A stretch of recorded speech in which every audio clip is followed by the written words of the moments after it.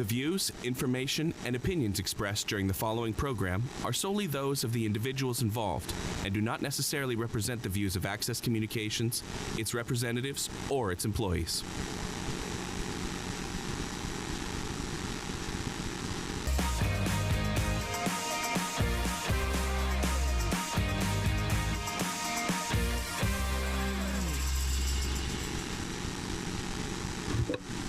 Good evening, everyone, and welcome to the regular meeting of Weyburn City Council held in the Council Chambers at 6 p.m. Monday, February 25th, 2024.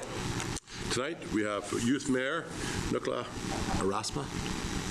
They're with us, and so again, you can put up your hand and add into the discussion if you wish and you so wish on anything you want. You just don't have voting rights towards it, but we would appreciate your input sometime if you wish to. Moving forward, the first item on the agenda is the approval of the minutes of the regular council meeting and strategic planning and priorities meeting held February 12th, 2024. Do I have a motion, please? Your Worship, I move that the minutes of the regular council meeting and the strategic planning meeting held February 12th, 2024 be accepted as presented. Do I have a second? I'll second that, Your Worship. Call the question. All in favor? Carried unanimously. Additions to the agenda. Mr. Warren? Your Worship, no additions from administration tonight. Members of council? No additions seen. Moving forward then, there are no public hearings, no delegations, proclamations, or petitions. Reports of standing committees, there are none. Consent agenda, there are none. And we're moving forward to the motions. Tonight we have a whole host of motions here. And we're going to start off with our police building condenser replacement tender. This will be, we'll have you go ahead. There he is, way down there. Thanks, Your Worship. Andrew Crow. Yes. Thanks, Your Worship.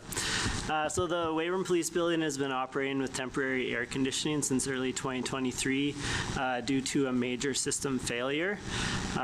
As current equipment is considered obsolete, repairs are not possible. So to address the situation, $225,000 in capital funding was included in the 2024 budget to cover the costs associated with the installation of a new cooling system. So a call for tenders was developed by HDA Engineering and posted on the SAS Tenders website on January 17th with the closing date of February 8th, 2024 at 2 o'clock. 3 qualifying bids were received. All were reviewed by HDA Engineering to ensure compliance and presented to the City of Weyburn staff for further review and award. So the pricing results for the proposals are as below. Ainsworth at $110,889, Christie Mechanical at $178,932, and Don's Plumbing and Heating at $114,961. The City of Weyburn received 3 qualifying bids from different proponents with estimated costs ranging from $110,889 to $178,932. All bids met the specs and as outlined within the tender, including the project completion date of no later than June 15th, 2024. Through careful consideration of pricing, knowledge of the facility and the systems currently in place, and a positive working relationship, the proposal submitted by Don's Plumbing and Heating has been identified as a successful bid.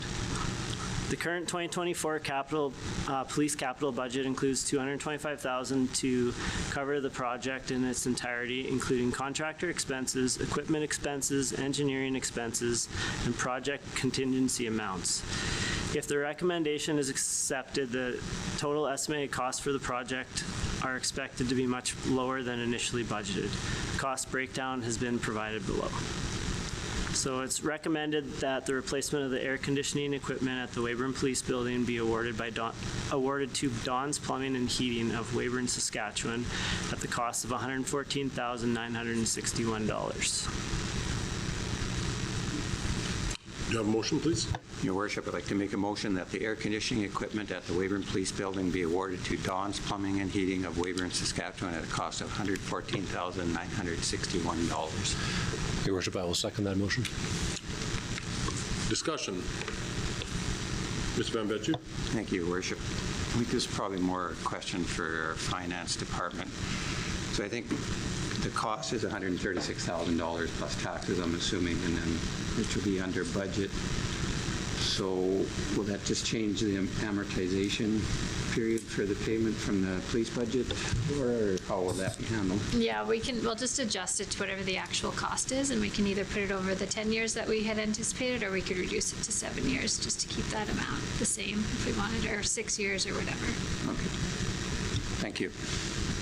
And is that a decision made by the facilities, or is that by the police commission that makes that decision, whether we're going down to 10 years or going to 7 years? Well, we would keep it at whatever the budget amount is for this year, and then going forward, you could decide what you wanted for the budget. But I mean, who's going to make that decision? The police commission. Police commission, okay. Any further discussion? Okay, call the question. All in favor? Carried unanimously. Facilities condition assessment. Yes. Sure. So the Weyburn Leisure Center, Crescent Point Place, and Tom's Andy Sports Arena are significant facilities within the city of Weyburn, which welcome thousands of users and spectators on an annual basis, providing excellent service and countless opportunities to our community. The facilities are crucial to the community, and work must be done to ensure that services are not disrupted or cease to exist due to mechanical or building failures. In an effort to develop long-term plans and enhanced asset management processes, the Leisure Services Department has identified $75,000 within the 2024 budget to undergo a thorough condition assessment of CPP, the Weyburn Leisure Center, with the option of assessing the Tom's Andy Sports Arena should the budget allow. The condition assessment will identify facility and equipment life cycles, projected repair or replacement costs, and provide data required to make future decisions regarding future facility renewals or replacements. A request for proposal for consultant services was posted on the City of Weyburn Bids and Tenders portal on January 9th, 2024, with the closing date of 2 p.m. on Wednesday, February 14th. A total of 9 proposals were submitted. Proponents were required to submit a base price including all fees associated with the assessment of the Weyburn Leisure Center and Crescent Point Place, and were granted the option to include the assessment of Tom's Andy Sports Arena as an additional cost for the city's consideration. So I won't go through all the bids received, but you see a fairly significant spread from the low bid to the high. Proponents were requested to present complete proposals outlining assigned teams, relevant experience, project schedules, and a detailed cost estimate. All proposals received were to include similar baseline information, however, allowed the proponent with the flexibility to propose additional or recommended services to be included. Throughout the review process, proponents were rated through a holistic approach which compared proposed services, costs, total hours allocated to the project, proposed teams, and relevant experience. Through careful review and based on positive past experience, Leisure Services has established that the bid provided by Stantec Architecture would provide us with the best value and will achieve all expected outcomes on this project. The proposed project schedule will have all work and reporting completed prior to the 2025 budget deliberations, and the total cost will fall within the 2024 allocated budget amounts. Following a review of all submissions, it's recommended that the facilities assessment for the Weyburn Leisure Center, Crescent Point Place, and Tom's Andy Sports Arena be awarded to Stantec Architecture of Regina, Saskatchewan, as proposed at the amount of $42,293 plus applicable taxes. Do I have a motion, please? Your Worship, I would move that the facilities assessment for the Weyburn Leisure Center, Crescent Point Place, and Tom's Andy Sports Arena be awarded to Stantec Architecture of Regina, Saskatchewan, as proposed at the amount of $42,293 plus applicable taxes. I'll second that, Your Worship. Discussion. Larry? Andrew, what was the process prior to this? What did we do before this to assess the properties themselves? Basically, up until now, we would just review our equipment at the time of repair or during shutdowns, pre-season shutdowns, year-end shutdowns, and then try to keep an eye on it that way. We're trying to get way more proactive in our approach, obviously, especially with the way that, budgets are getting tight and our facilities are aging, and we see this as a real gap that we need to get on top of. It all falls into our long-term plan of a real thorough asset management plan for our facilities so that we can make better decisions moving forward. So this will give us a good starting line for that. Yeah, definitely. I see it being in time, saving the taxpayers money. Yeah. What's the goal of the whole plan? Is it a 10-year plan, a 5-year plan? How often are we going to have to do this after this time? Well, ideally with our asset management plan, once we have all the information, we can keep a running inventory of what we have in place and keep updating that plan. So as things are replaced, we update their life cycle, that kind of thing. So it's not just to do it once, but after we get through this process, then we'll be able to maintain it internally. This will also give us a good look at the structure of our facilities and stuff like that we don't maybe have that knowledge to do in-house. So it'll kind of paint the picture for us moving forward, and it's going to help us with decision making in the next few years, because we all know our facilities are starting to age. So there may be some decisions that we have to make, and we have to make quality decisions and get things in motion, because if we ever want to capitalize on government funding or anything like that, we need to have some concrete plans in place. So perfect. Thanks. Mr. Van Betje. Thank you, Your Worship. Andrew, just one, so when Stantec comes down, are they just going to say, well, these boilers usually last 25 years, so you better think about replacing it in 10 years? Or are they going to actually have an industry expert come down and look at the boiler and say, well, this boiler maybe has only 5 years left or 25 years left, and then someone else come look at the electrical? Or are they just going to do it basically, or are they just going to give you just a normal lifespan for the different infrastructure in the building? Or are they going to actually come down and take a physical look and with industry experts, so to speak? Yeah, so they have a whole team of engineers and architects assigned to the project, and they actually put together a team that have done this for a number of recreation complexes, a number of pools and arenas, and they'll actually look at all of our equipment, and the typical life cycle will be a factor, but they'll also rate each piece of equipment on like a through C level, basically in good condition or poor condition, and then they'll provide us with some breakdowns of what we need to replace in the next year, like what's immediate, what's 5 to 10 years, what's longer term. We're pretty confident in what we should get out of it, but some things like they're not going to be able to be too intrusive to the inside of pipes or anything like that, but they'll get a general inspection of everything and give us some data. Thank you. Sounds pretty thorough, so thank you. I guess the question I have, Andrew, is that, and it's not anything with you, it's just the process they're doing, because there was other ones that were quite a bit cheaper along the way. So what are the ones that were cheaper than Stantec get kicked out? Because pull that back down, because you had ones even for as little as 14, and then you had some super high ones, obviously, but there's one for 14, and then which is really quite incredible, and then 30. Is that 35 there? Yeah. Is that one? Yeah. So they all had their own fee structure associated. One of the main variances that we see is number of hours allocated to the project. And a number of walkthroughs, site visits, that kind of thing. I can't tell you why we received one as low as we did. I know there's one that is a major outlier that's quite low. To me, that is too good to be true, and we wouldn't get the information that we're actually looking for. So just based on what we've seen with Stantec, they commissioned both the Fleet Storage Building and Credit Union Spark Center. Our facilities manager has worked with Stantec quite a bit in the past as well, and we've always had a really good relationship with them, and they're a very large firm, so we really trust what they put forward and the team that they want to have provide their services for us. So that's why we came to the decision that we did with Stantec being awarded this project.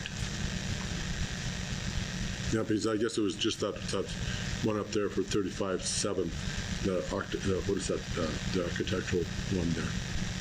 Out of Regina. The Ontario one, no, because again, the Ontario, that's got to be it's costly to come in. But with that other Regina one, that was just, what do you know about them? I would have to go through the bids and Right. look through the notes to see why we rated them or why we chose Stantec over them and for those particulars, but we just liked the total package from Stantec more, so Okay. we thought it would be more of a thorough job. Okay. Any further questions? Call the question, all in favor? Carried unanimously. And how, I guess the one thing, how budgeted it was for how much? The budget for this project was $75,000, so we're well within that amount. Well under Yeah. that, so, okay. Next one is the park concept plan. I guess you're on this one again. 2 more, then I'm done. A few more times. It's been a busy couple months here. In 2022, the former Hague school site was acquired by the city of Weyburn with the intention of maintaining the current sport infrastructure in place and developing the remaining space into a multi-use recreation park. During the 2024 budget process, $15,000 was allocated towards consultant services to conduct community engagement and develop a basic concept plan for future development purposes. Once completed, the concept plan will act as a starting point towards a multi-year plan of phased-in capital investments to the park. A request for proposal for consultant services was posted on the City of Weyburn Bids and Tenders portal on January 9th, 2024, with a closing date of 2 p.m. on Wednesday, February 14th. We received a total of 8 proposals. Proponents were required to submit a base price including all fees associated with the concept plan portion of the project and were invited to include estimates for community engagement activities as well. So you see a number of bids there. I won't go through all of them. Proponents were requested to present complete proposals outlining their assigned teams, relevant experience, project schedules, and a detailed cost estimate. All proposals received were to include similar baseline information, however, allowed the proponent with flexibility. Sorry, I lost my page here.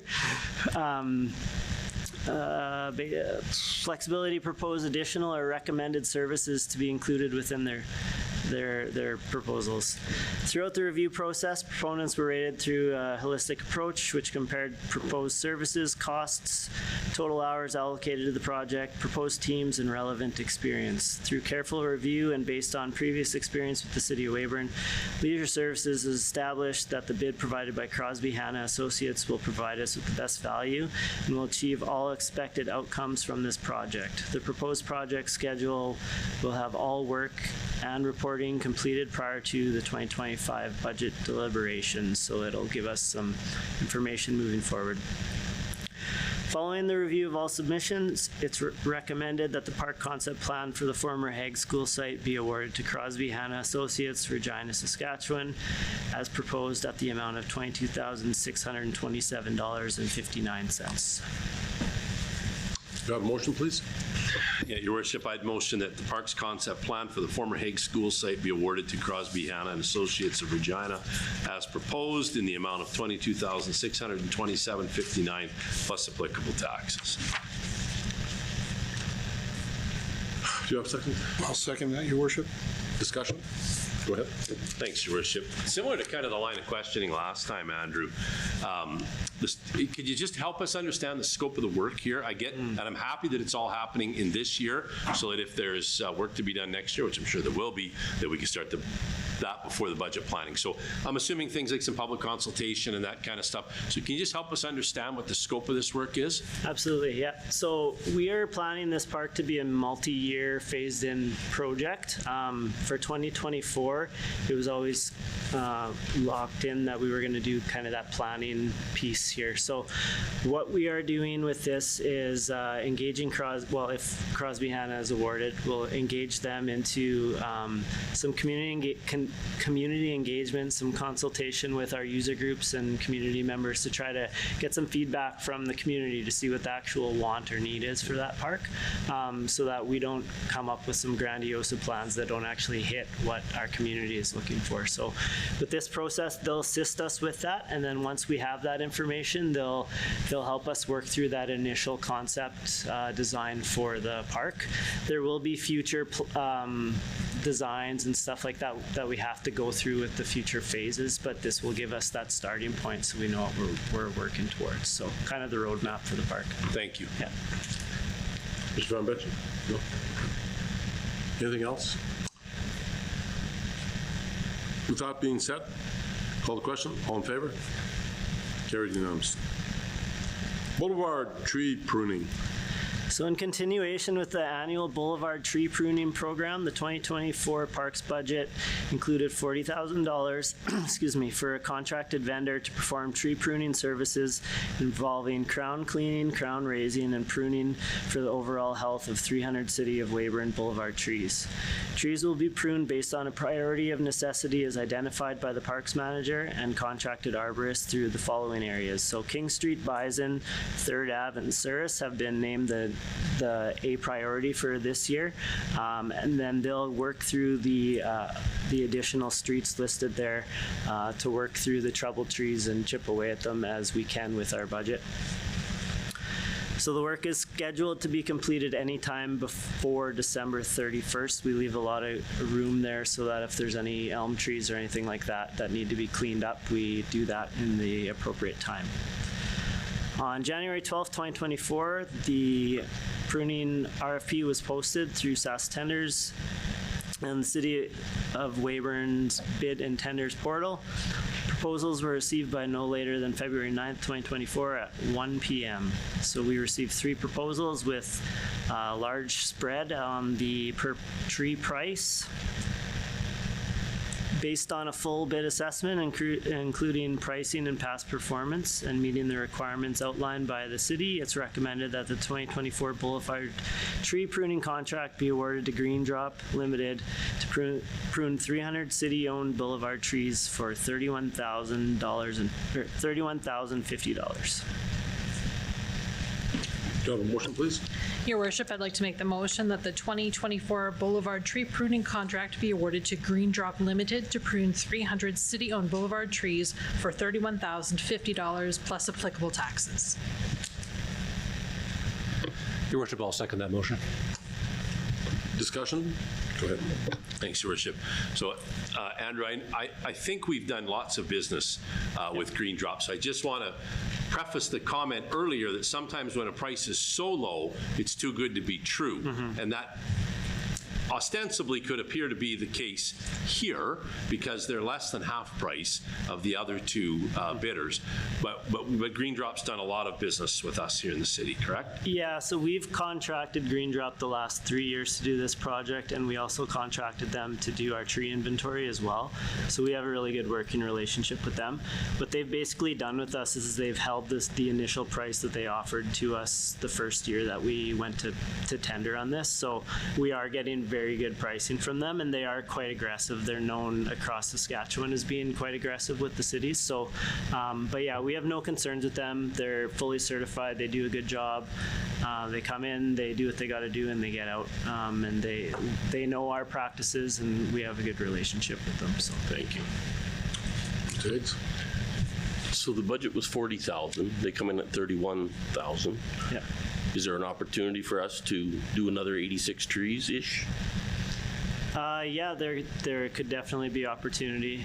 We like leaving a little bit extra in that account in case anything comes up that, like a storm comes through and we need to do a major tree cleanup or anything like that. But they also may identify some trees going through. So if council wanted, though, like maybe we could probably change the motion to allow us to use that remaining just about funding. bet money won't be 103 next year. Yeah. We would definitely be open for that, for sure. You said you'd have to change the motion? It's not required to change the motion. If they identify others over the top, we can ask them to have them looked at. So good thing that Andrew and his team have been doing is identifying Dutch elm disease. If there's an opportunity for that kind of thing and anything else that can be adjusted due to that, but you don't have to change the motion. There's no requirement for that. Any further questions? That being said, call the question. All in favor? Carried unanimously. Is that all for you, Anne? Thank you. Appreciate all the hard work. The next one that is working hard here with all these next motions. Jennifer, if you'd present the motion for tandem axle truck tender. Yep. So the Public Works Department requires an additional tandem dump truck for snow removal, hauling of materials to landfill, and utility digs. This will assist with reducing contractor costs while fully utilizing city workers, especially after snow events. Fleet Services has an allotted department budget for capital purchases of $220,000 for this tandem axle truck with a dump box and hoist. On February 24th, the tender was posted on the city's new bidding portals, Bids and Tenders, SAS Tenders, and the City of Weyburn website for one tandem axle truck with dump box and hoist. Quotations were to be received by the City of Weyburn by February 13th at 1 p.m. and a total of 3 tenders were received. The bids are summarized below and exclude taxes, so you can see the 3 bids there. So based on a full bid assessment, Falcon Equipment Limited meets the tender and operational requirements as outlined by the city. As such, the following is recommended. 1 tandem axle truck with dump box and hoist to Falcon Equipment Limited at a bid price of $207,900 plus taxes, delivered without trade.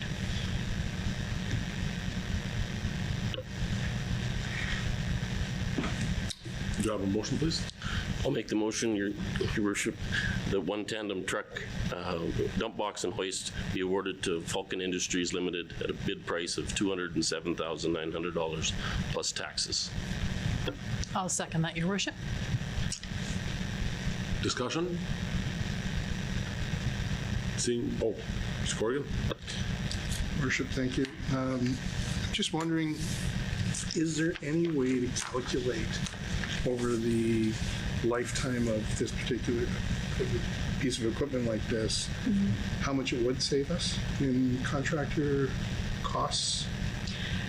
Yeah, so we could definitely do a calculation where we could figure out about how much we paid like for per hours. All the contractors have a slightly different rate on a tandem truck, but we could kind of take an average of that and based on how much we'd save in a year. Now, granted, we tend to bring the trucks in with high snow events. We haven't had as many this year. We have not had to call contract snow services in.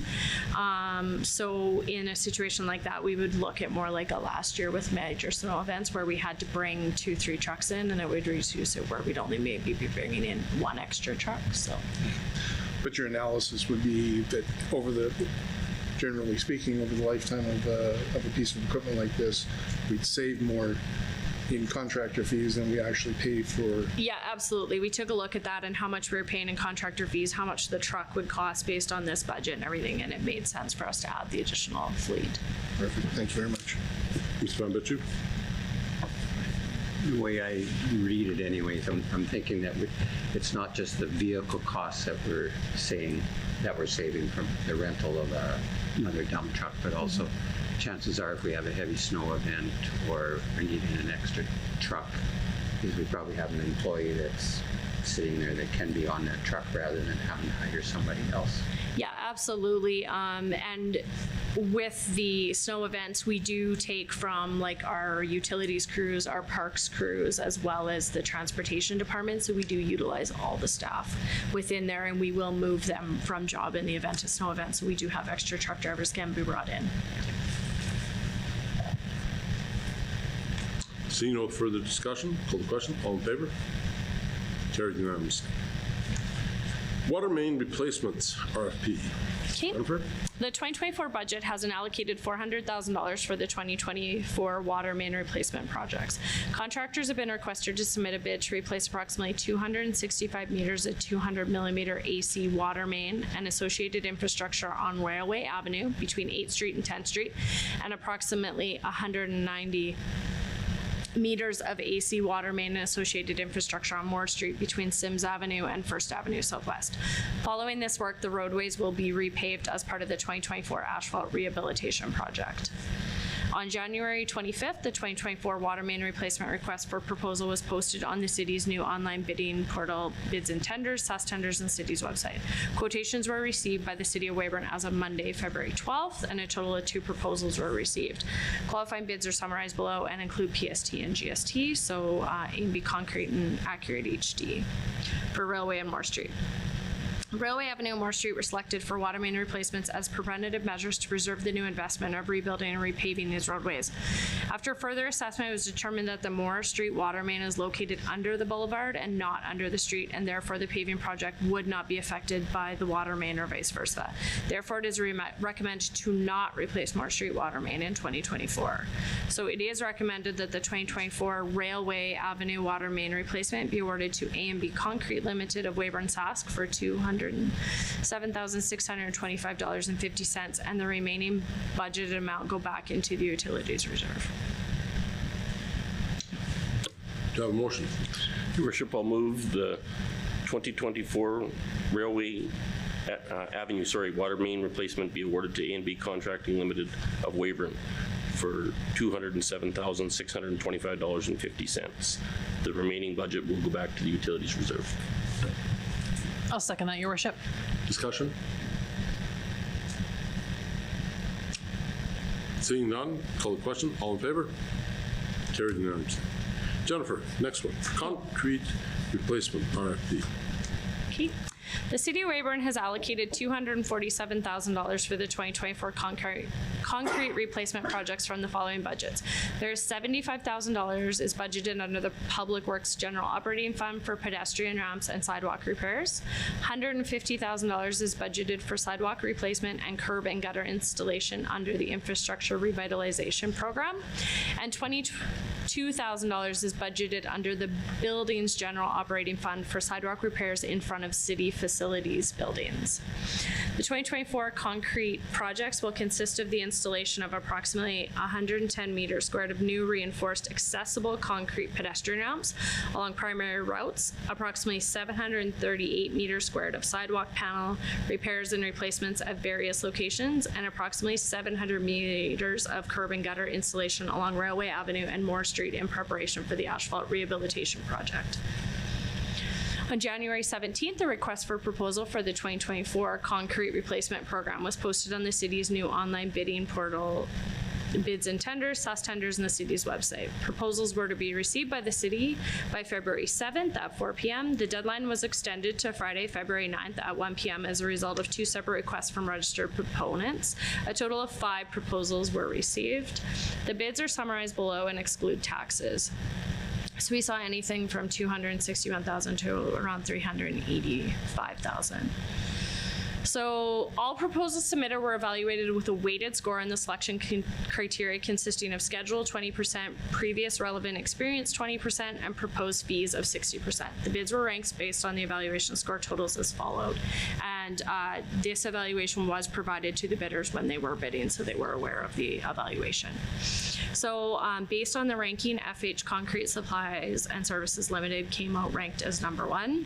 So FH Concrete Supply and Services ranks highest in the evaluation due to receiving full scores on the schedule and experience selection criteria based on their large portfolio of past concrete projects. Sunstar Concrete received the lowest score on previous relevant experience because they are a brand new company with no general project management experience. Legends Landscape and Removal received the next lowest score on previous relevant experience because they did not provide any examples or references for past concrete experience or list any subcontractors with concrete experience. So although they were the 2 lowest bids, they didn't provide us with sufficient concrete experience. And so yeah, they were unable to provide proof of any concrete projects when asked for clarifications during the evaluation period. Due to the size of the 2024 concrete program and the scheduling milestones and work complexity involved with the curb and gutter paving project on Railway Avenue, it is recommended to hire a contractor experienced in project management and concrete curb and gutter installation. Although Swayze's Concrete and Signature West both provided sufficient and relevant project experience, their higher bid prices would result in a greater reduction of scope.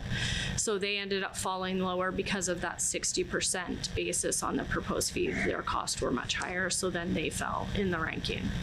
So it is recommended that the 2024 concrete replacement projects be awarded to FH Concrete Supplies and Services, less 400 meters squared of sidewalk panel replacements for a total of $247,000 to stay within the allotted budget. Do you have a motion, please?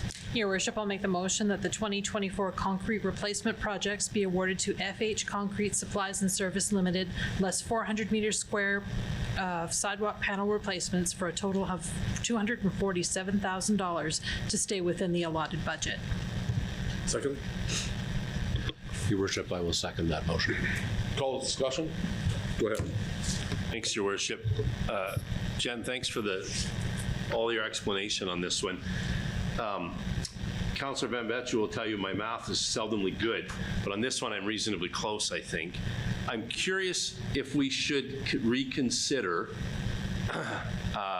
not doing that additional 400 square meters of sidewalk. It's really, I think, about $57,000 to do double the amount of sidewalk. How did I do? Pretty close? All right, so I'm doing better. I'm doing better. I think, does it make sense? Because we've got a crew working, doing lots of work. So, staff had identified, or somebody identified, staff identified 738 square meters that should be replaced. And we're going to cut out 400 square meters to save $57,000. And I appreciate it. And kudos to you, because we said that's the budget, that's what you get, go make it work. And you said, sure, that's what we'll do. But I wonder if we should rethink this and for $57,000 do double the amount of, I'm going to say that's another 400 meters of sidewalk, because it's probably about a meter wide, I'm just guessing. So that's a lot of sidewalk to me. Thoughts? From an infrastructure deficit perspective, I would absolutely support more investment into concrete replacements, but that would be at council's discretion if they would want to spend that additional money. Yeah, I would support looking into it anyways, and maybe going to FNA and seeing what kind of deal we can swing with them to do a little bit extra, but I think it would have to be administration ultimately that gives us direction on that funding.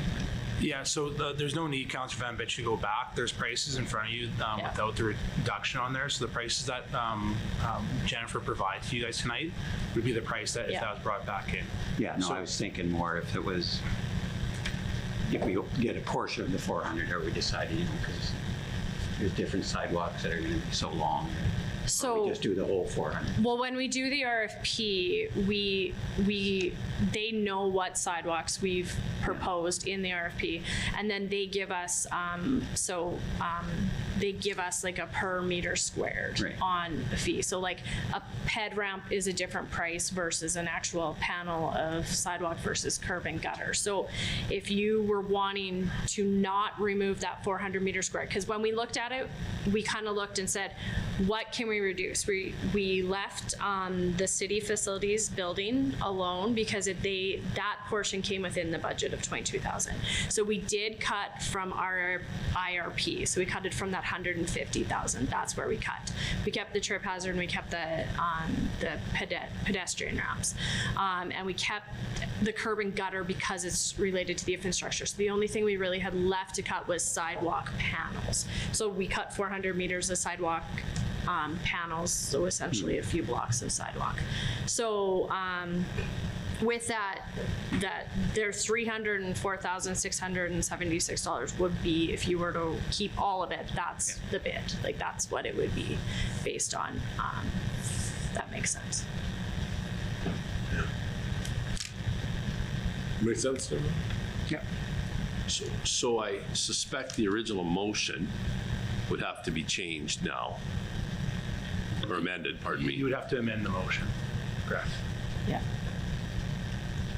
Who made the motion? You did. I made the motion, and it works within the budget if we wanted, or would we have to get an internal loan, or how would we pay for this? Laura? Sorry, Laura.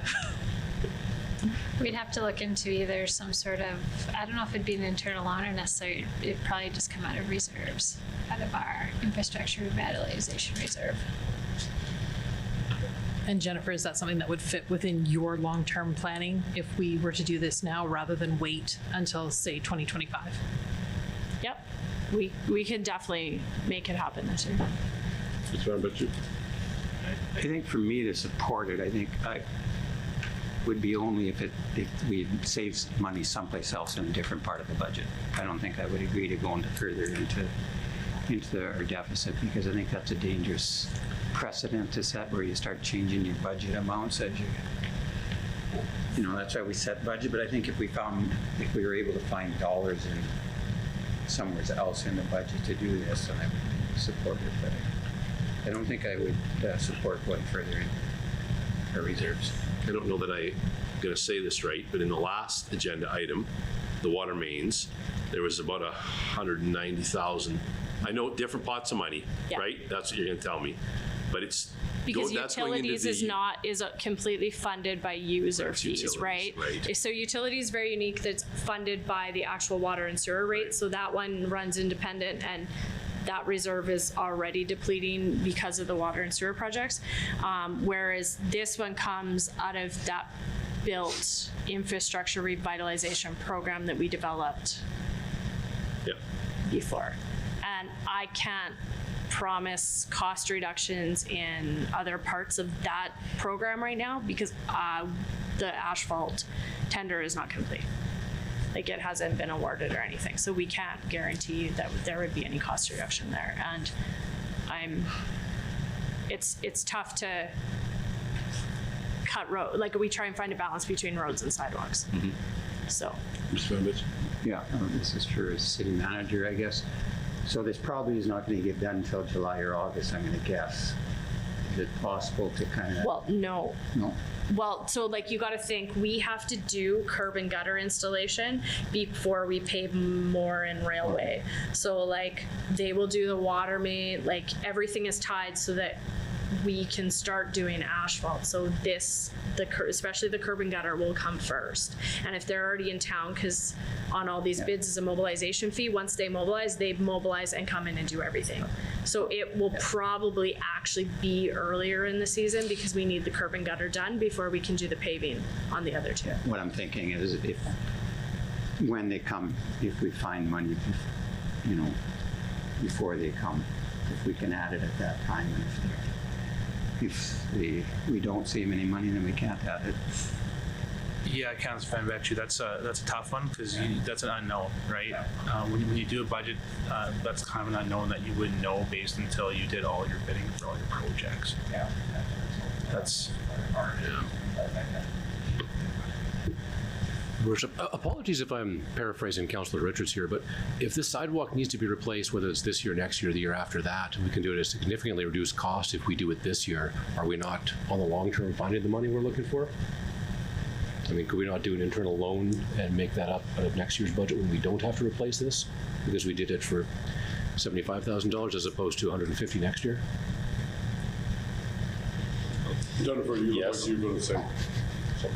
Well, no, I mean, just through the asset management program, we're not looking that we're not going to have sidewalks to replace this year. I mean, this is the beginning of the list. Mm-hmm. The list is extensive throughout the whole city, right? So, I mean, and especially in seasons like we've had this winter, lots of shifting, lots of things. We're going to have a whole new set of sidewalks next year that hopefully we will continue this kind of program. So, I mean,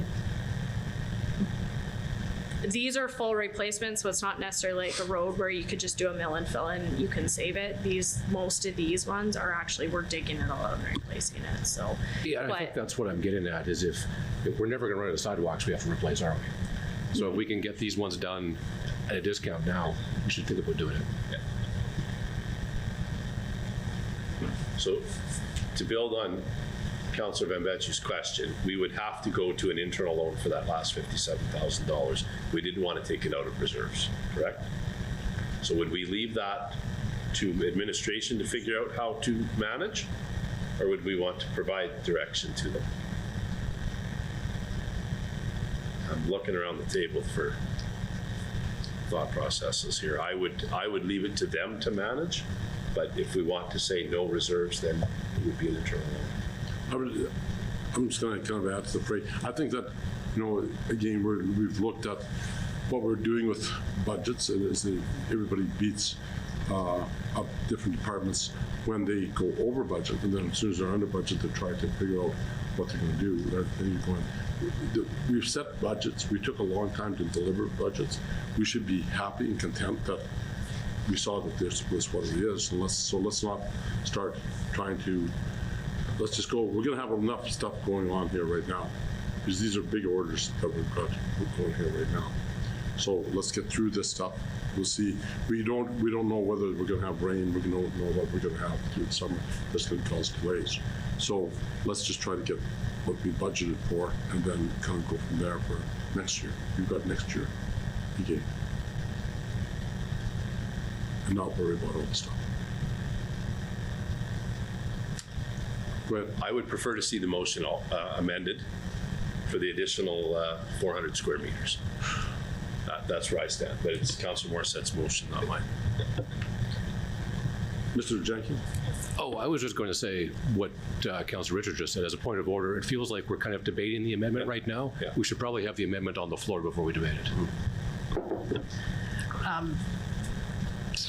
I would be willing to amend my motion just because I know FH, they did a really good job. They did part of 5th Street, correct?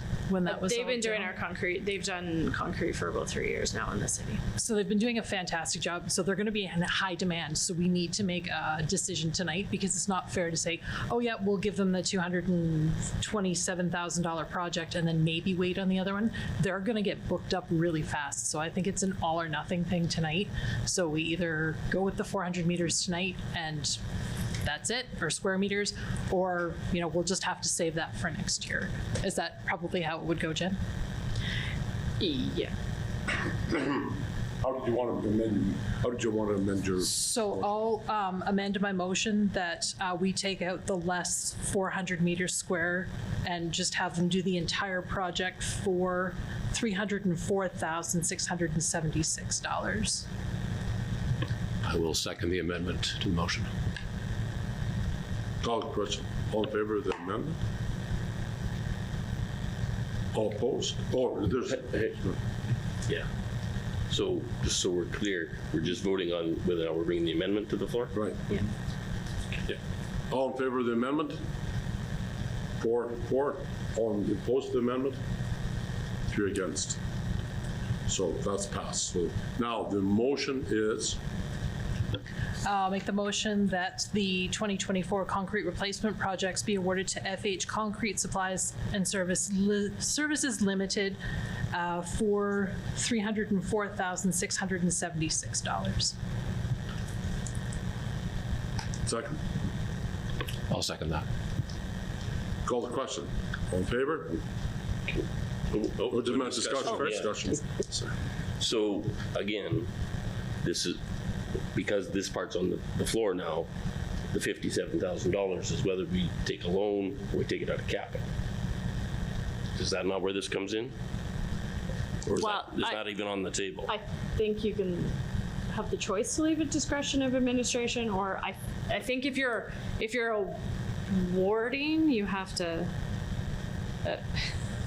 I'm not really sure. I mean, now the way I'm understanding the amendment, you're awarding for $304,676. How we financially do that, I feel that is at the expertise of the Director of Finance. That's correct.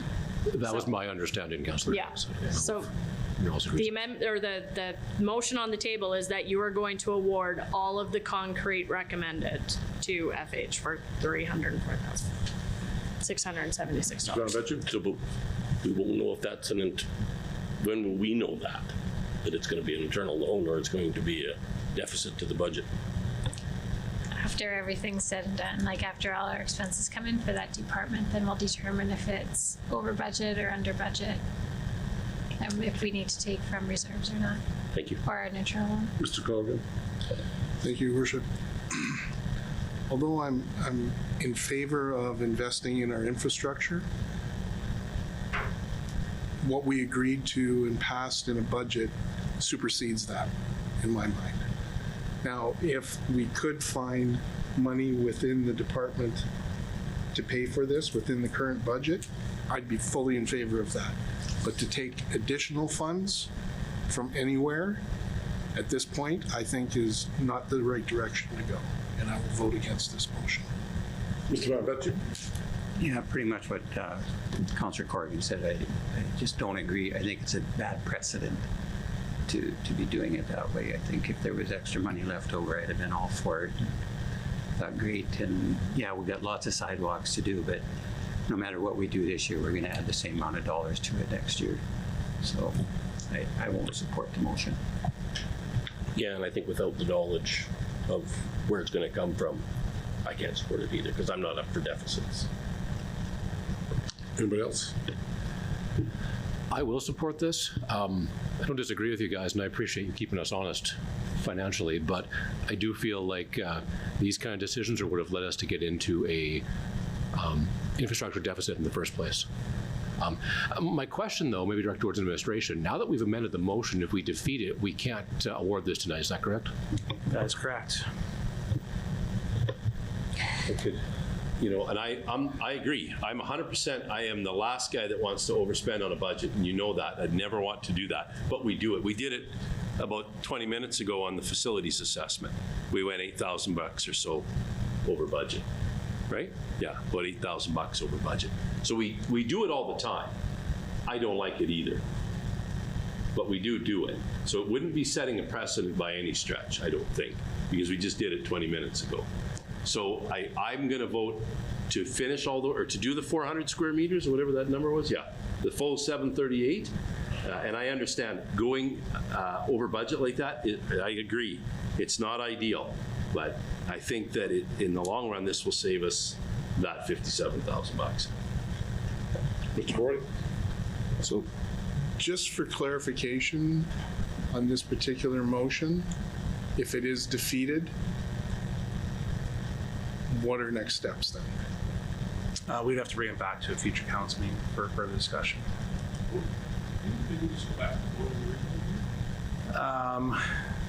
Well, you guys did not vote on that one, correct? So you guys could bring back that motion, that's correct, if required. Just, and I'm not sure that this actually applies to this particular motion, but to Director Wilkinson, what is the time frame that F&H would require to know if we'd move ahead with this, with the additional 400 square meters? Honestly, it depends on their schedule. So if we're first in their queue and they know they have this much, but then they know they only have 3 weeks in Weyburn, then they're gonna book up their next 2 months somewhere else. So 400 meters squared is significant enough that it's not like me adding an extra panel in to get to the end of the street or adding a ped ramp in because it's just right on the end. It's significant enough that it's probably an extra week or two of work. I can't guarantee that they can give that to me at that point, because I don't know what they will have booked in their schedule. Now, granted, we have been fortunate in the past that they have tried to book as much work in Weyburn as possible. They did some for some private companies. They've done some for the Parks Department, different things like that. But I can't guarantee that. I mean, they go based on, they'll take this estimate and say, this is a time frame it'll take us to do this amount that you've awarded us. We're gonna book where we have to after that. With a short construction window, that's the tough part. That's why we put our RFPs out as quick as we can to try and get in the queue first. Understood. Thank you very much. Thank you, Worship. Not to prolong this, but Jen, these sidewalk panels, are they public safety, like tripping hazards and stuff, or like a high priority? How are we? Everything on here we would deem somewhat of a tripping hazard, or yeah, I mean, that's basically what we're dealing with. We go around, we have all the sidewalk assessments across the city. Thanks to previous councilors, we've taken those things, we've updated them. We've basically had our crews walk out. Some of it is based on resident complaint. They'll come in, we will go and assess it. We add it into our assessment model. And then basically we pick the worst every year, and we kind of estimate based on what we are given with our budget on how many we can do. We put out, we maybe usually add in a couple extra sidewalks just in case the pricing's really good this year so that we can do it. And then we assess like we did here, saying, okay, based on what we have with ped ramps and trying to find that balance for everything, we then say, okay, well, this is what we can provide. This is what we have to keep, this is what we can cut. So essentially, this is an investment in public safety in the long run. Absolutely. So point of clarification for council, I just went through the council's procedures bylaw. You guys will not be able to make another motion tonight at this meeting. It's under 17C of our council's procedures bylaw, so I just made sure that's correct. Your Worship, I don't know what feedback everyone else has got, but I think it's been fairly consistent. The one thing that I've heard from the public on infrastructure is that they want this fixed, they want it done as quickly as possible, and they're not concerned about spending a little extra money on it.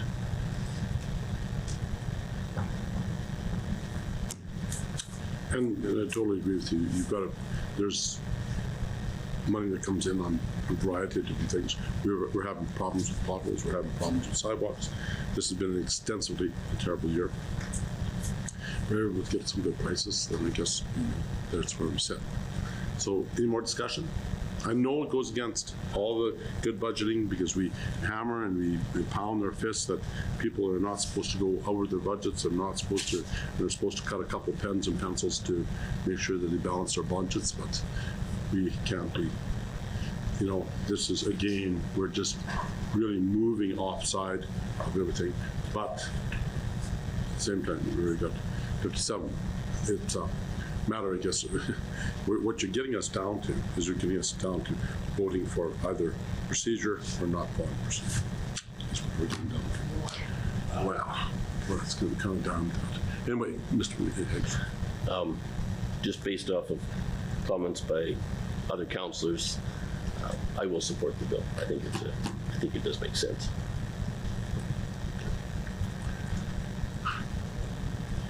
Yes, read the motion. All right. I'd like to make the motion that the 2024 concrete replacement projects be awarded to FH Concrete and Supplies and Services Limited in the amount of $304,676. Second. That was second, I'm sorry. Yeah, this one. Your Worship, I did second that. Okay. So no more discussion. Call the question. All in favor? And I guess one against. And it's carried unanimously. What? Oh, you bent you. What was that comment about procedure? Okay. Introduction of bylaws. So we're moving forward with Jen. Hopefully we'll get more stuff done. I will try my best. Okay. I mean, again, and this is where I guess this should be coming in with this questions and inquiries, announcements. But Jennifer is at. We've had loads and loads of complaints about potholes this year, and Jennifer and all of her crew is that. And people say, you know, what is the city doing? You know, they just let everything go real down. We have got, as it has been mentioned by some of our administration, we have had 3 to 4 springs thaws, and it's just absolutely horrendous all throughout the province with all the things that are happening. And they get in and it pops. And I was looking at my own driveway this year. I'm going, there are huge cracks in there. Everything is just causing a lot of problems. So there's a lot of damage being done and for everybody. So we are doing the best that we can, and we're taking the best that we can, and we just have to wait until good season, and hopefully that we've got a good construction season that we can get stuff done. Introduction of bylaws. Mr. Warren. Bylaw number 2024-3476, Weyburn Planning District Official Community Plan.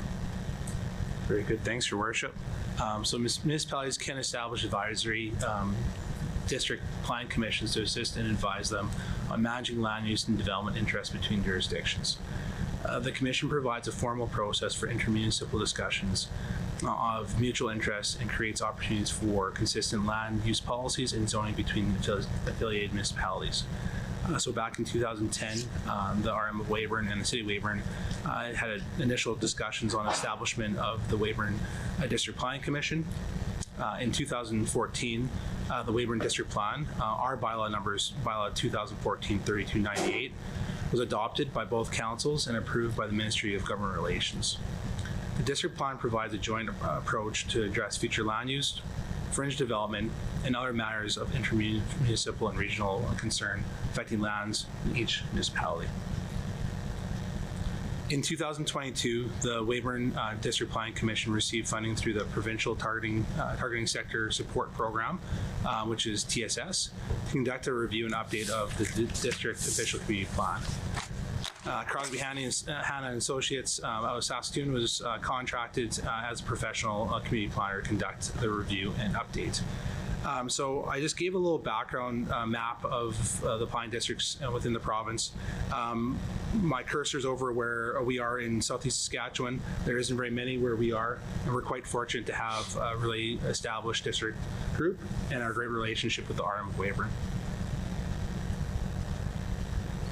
So as our public notice policy, if council does perceive a first reading of bylaw 2024-3476 at this meeting, then a public notice will be sent out in accordance with the city's public notice policy for a public hearing to occur on April 8th at a regular meeting. Just so you guys are aware, last time we did a district plan, we actually did a joint meeting for that, and what's occurring, we've reached out to the province and they've asked that the RM of Weyburn and the City of Weyburn have two separate public hearings, which is okay with us, and they're within 2 days of each other, so there's no worries with that. And we have agreed that we're going to advertise together, so the advertisement we've created will be going out in joint consideration that way to our residents. So the district plan encompasses both municipalities and is an overarching plan. A district plan contains a vision statement, goals, objectives, policies, and actions, which both councils have jointly developed through the participation in the Weyburn Planning District Commission. The district plan is not only a growth management plan, but sets out the spirit of intermunicipal and regional cooperation on shared values, infrastructure, socioeconomic needs, as well as providing those who wish to develop in our region better guidance and certainty. This plan complements the official community plans and zoning bylaws of both the City of Weyburn and RM of Weyburn. So the vision we've set forth for this plan is to be inclusive, safe, vibrant, and progressive region with a strong sense of pride while supporting existing industries and remaining competitive for new opportunities to flourish in the region. Some of the key guiding principles that we've identified is partnership, health, safe, and inclusive, promoting opportunity and economic growth, environmental consideration, efficiency, and then lastly is flexibility, resilience, innovation, and creativity. Our district goals that we're looking at through the plan is natural and heritage-based resources, physical and economic development, intergovernmental interest and involvement, and then also community participation. And then the objectives and policies we're looking at within this plan are economic development, our natural and heritage resources, hazards and biophysical constraints on development, intermunicipal and jurisdictional cooperation, transportation, municipal infrastructure and services, and then residential land use and development. A major part of the plan that we talk within this is our future land use. The land use map reflects the present land use patterns, as well as identifies opportunities for and constraints on future land use and development within the district plan. The map identifies the following policy areas, so our urban future growth policy area, our agricultural mixed-use policy area, a residential policy area, commercial policy area, the industrial policy area, the urban referral policy area, recreation policy area, and our hamlet policy area, which is a new add-on that we've done for this plan this time. The DOCP provides clear direction to guide land use and development decisions within the planning district and will strengthen intermunicipal cooperation, growth, and sustainable management within the Weyburn region. The DOCP meets the requirements of the Planning and Development Act of 2007 and is in alignment with the City of Weyburn and the Arm of Weyburn's official community plans and zoning bylaws, and is endorsed for approval from the Weyburn District Planning Commission. This happened at our meeting back in January. The official community plan must be approved by the Minister of Government Relations. After final reading of the bylaw 2024-3476, it will be submitted to the for ministerial approval, and then the bylaw will not take into effect until we get approved from the minister. So I have three options for council tonight. Option one is for council to give first reading to bylaw 2024-3476, being a bylaw to adopt the Weyburn Planning District official community plan, and then direct administration to advertise bylaw 2024-3476 as per our public notice policy. Option two is to do the same process, but if there's any changes that council sees and amendments they want to see within the plan that you will provide to review, you have to provide those lists of requirements and changes, and we have to provide that back off to the Arm of Weyburn for their review as well. And then option three is for council to refuse and give first reading of the bylaw, and then direct administration inform the Arm Council of the reason for the refusal. So we are recommending option one, that council gives first reading of bylaw 2024-3476 to approve the Weyburn Planning District official community plan. Do you have a motion, please? Yep, Your Worship, I'd make a motion that bylaw 2024-3476, a bylaw to adopt the Weyburn District official community plan, be read a first time. I'll second that, Your Worship. Discussion? Right. Yep, you're sick of hearing from me tonight, probably. I think this, I spent a little time with the document, kind of a first blush. I think it's quite good. You had said, I think you said, that the District Planning Commission, that's made up of two city councilors, two RM councilors, and some admin staff. They've been through this already with the people that have drafted it and are fairly comfortable with it. Yeah, also our board chair. So Nick Corlick's our board chair. So, Right. so he was a key aspect within this. So the leads on this project were planning development through the RM, and planning development through our operations, and then Nick, as well as the chair. And then we also have alternates as well. So we have two alternates as well. So the lead votes were the two representing people from each council, and it was a great process. We did great working and bonding relationship between us and RM. They did a full review. We actually went through a few revisions of this, and we're quite confident what we provide back. Yeah. So then, not a question, Your Worship, it's a comment. I would suggest that folks who are interested in this, and even if you're not sure if you're interested, take some interest, and when these public hearings happen, come out and look at the maps and have conversations with the folks in the room.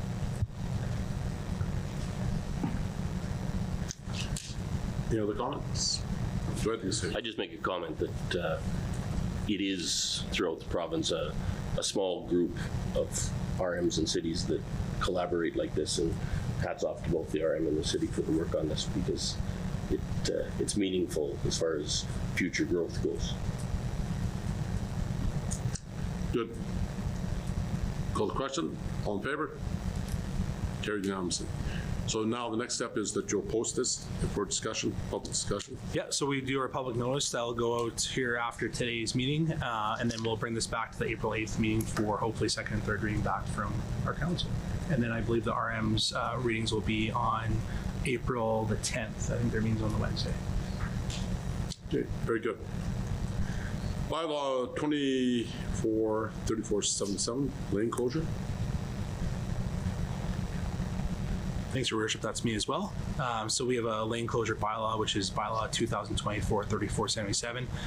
So a request was received from Kevin Melly for the closure and sale of a lane as shown below, legally described as ST Lane 19, Plan AZ 357, extension 0.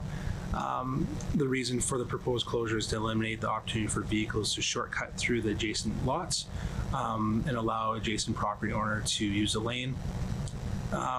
The applicant are proposing to consolidate the lane, the properties immediately north and south of the lane. So again, we're going to go through a public notice process for this, for the bylaw. After this meeting, it'll be sent out in accordance with our policy, and public hearing would occur on March 25th, 2024 at our regular meeting. So I'll just show you a map of the property, and then I'll do an aerial view of that, so you can see where the requested lane closure is. Mr. Melly is the owner of this property with another individual. He's owner of the property in below. I'll do a bigger aerial view to show that, so you can see where the streets are. So you have First Avenue Northeast. You have Hunt Street. This is the tire shop. The owner of the property is this property here, and he's a part owner of this property here as well. And this is owned by a number company. So council's options tonight. Council gives first reading of bylaw 2024-3477, being a bylaw to authorize the closure and sale of the lane legally described as ST Lane 19, Plan AZ 357, extension 0. And direct administration to advertise the bylaw 2024-3477 as per our public notice policy. Option 2 is for council to refuse the first reading and advise a reason for that refusal. So administration is recommending option 1 for council to approve tonight. Do I have a motion, please? Your Worship, I move that bylaw 2024-3477, a bylaw to authorize the closure and sale of the land legally described as ST Lane 19, Plan AZ 357, extension 0, be read a first time tonight. I'll second that, Your Worship. Discussion? Mr. Corrigan? Worship, just out of curiosity, how do they plan to close this lane? Well, I can answer to that. So that lane isn't totally used right now for that. So they want to make sure they're owners of that lane, and they may fence off the area if required. But right now that lane isn't really horribly used by a whole bunch of people in that area that we've known of, but that would be what they'd look at that way. As you can see how the lane is, it's actually adjacent to their two properties. They would actually have to consolidate their two properties. And we've actually said that the north and the south property have to be consolidated into that as well. Okay, thank you.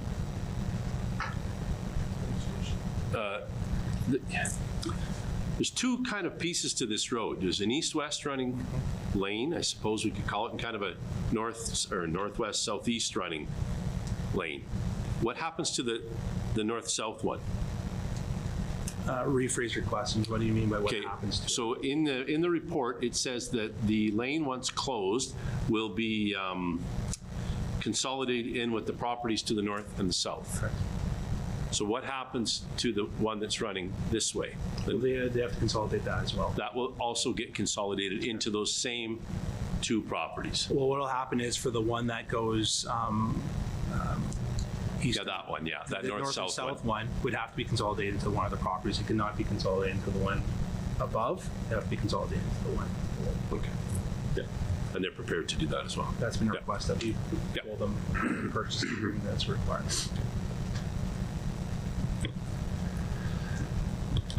Mr. Warren, if you move your mouse pointer to the left and then go up a little bit, does that entranceway there not connect to this road as well?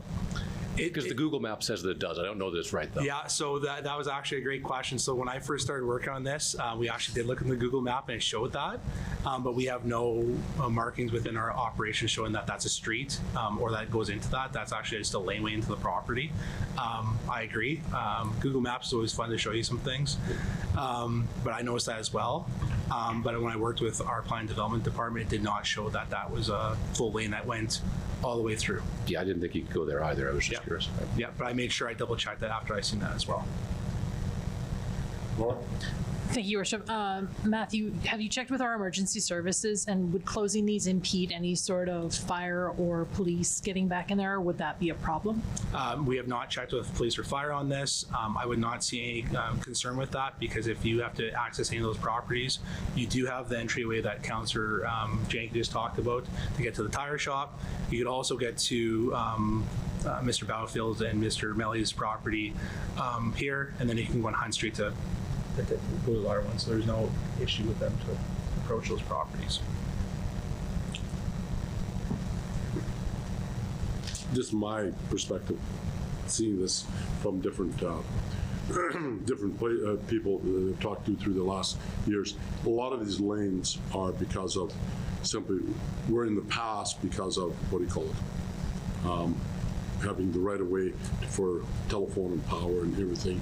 And there's a lot of cities that aren't even doing lanes anymore, simply because they don't want a back alleys. And you can see where we, in the summertime, we have a problem here right now with these back alleys, a lot of back alleys and lanes not being maintained by homeowners.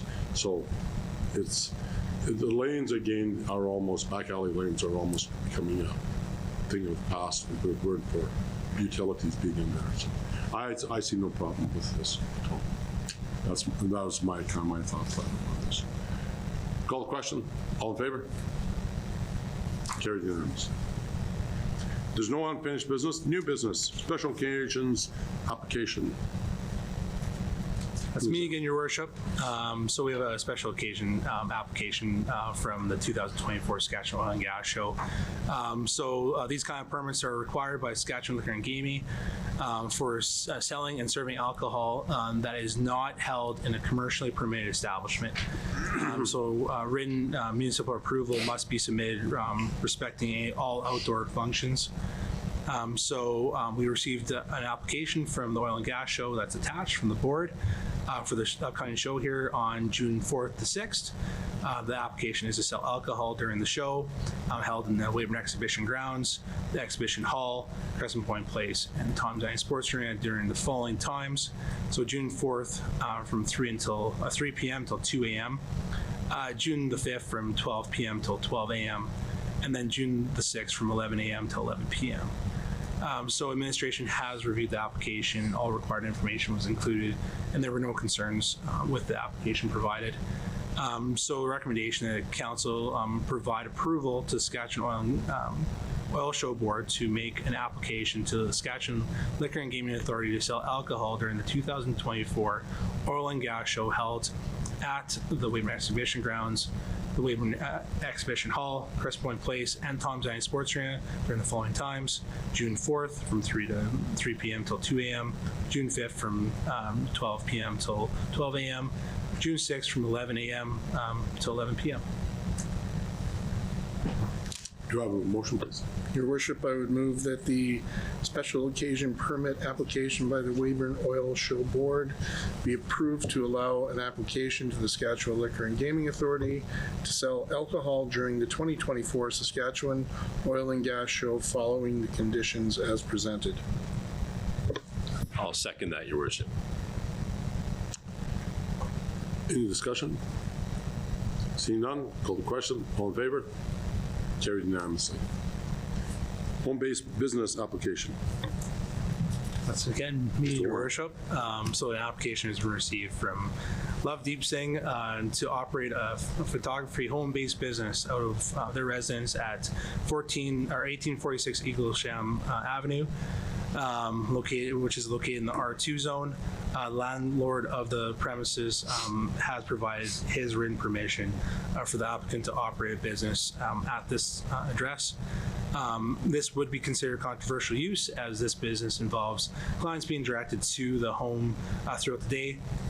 The proposed day of operation is Saturday only, and the hours will vary as they are based on appointments. The applicant anticipates a minimal traffic increase with one vehicle per appointment in the driveway, and driveway parking is available.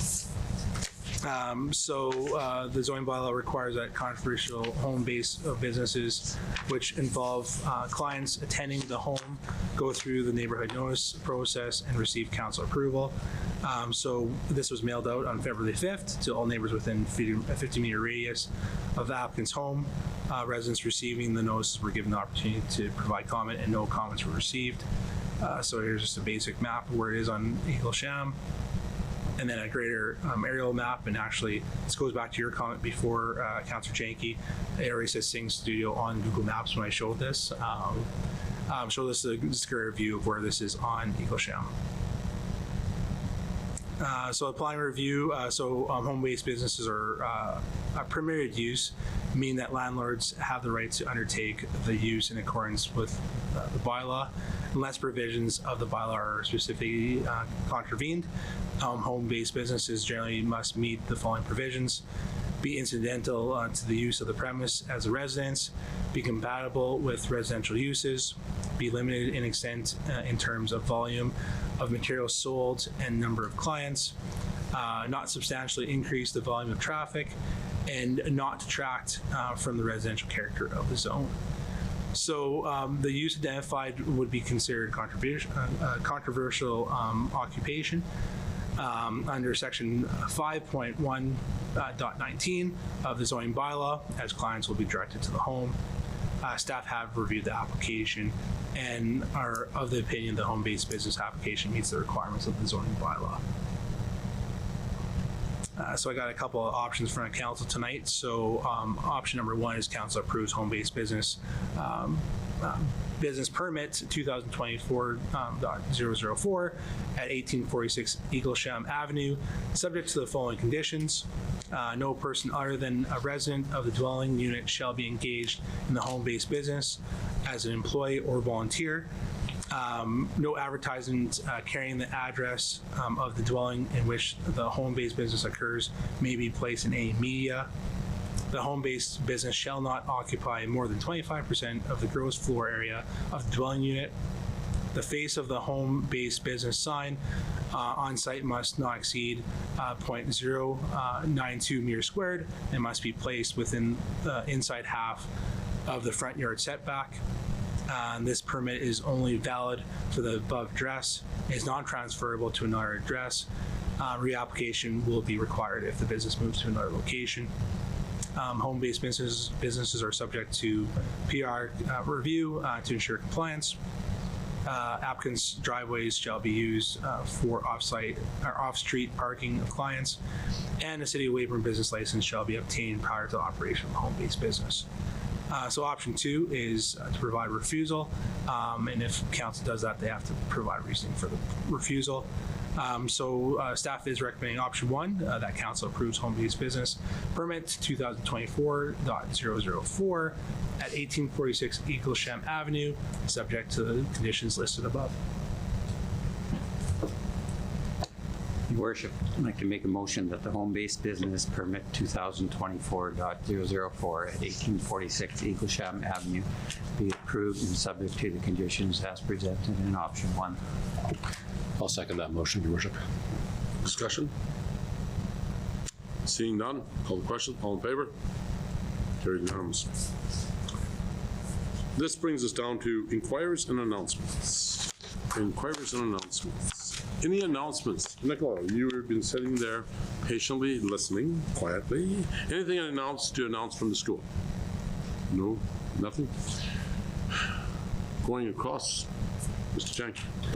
Not an announcement. I just want to thank administration for doing a great job on getting so many RFPs in front of us tonight. It's great to have that done so early in the year so that we can get to work on stuff when our short construction season starts.